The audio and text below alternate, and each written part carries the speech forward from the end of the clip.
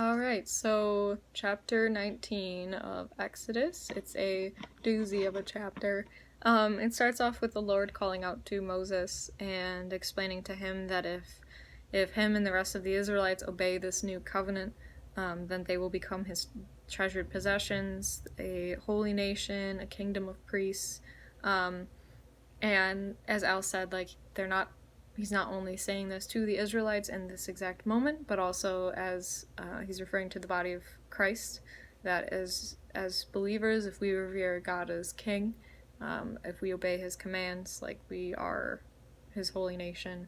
And so Moses goes back to them. He explains that, like, the Lord said that there has to be limits around the mountain, that if anyone touches it, they will surely die.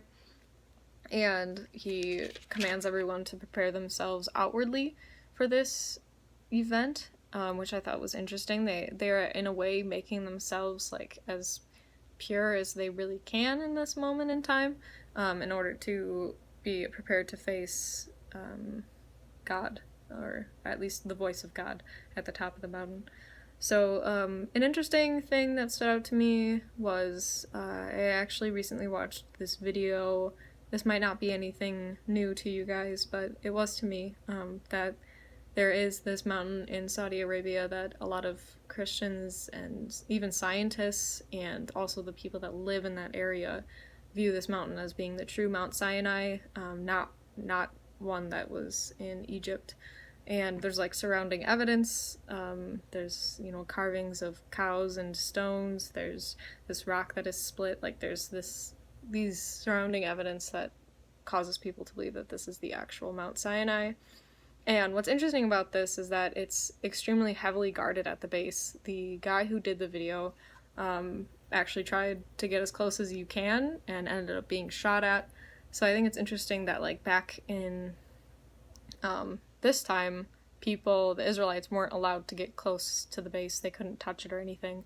And if this is the real Mount Sinai in Saudi Arabia, it holds true to today. People aren't allowed near it. So I just think that's interesting that this is, like, eternally, or at least in the time of Earth, considered to be a really holy place. And so the Lord descends in a ball of fire, which I think was really powerful. And he earlier commanded Moses to put limits around the mountain and set it apart as holy.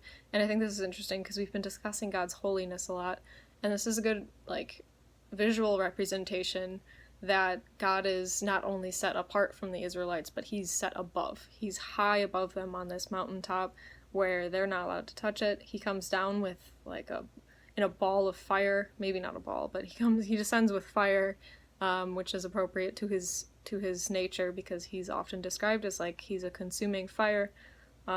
So I think it's a good way to visualize, like, what God's holiness is really like in situations like this with, people who aren't even considered to be holy people quite yet, because they're constantly going back and forth and disobeying God, disobeying Moses.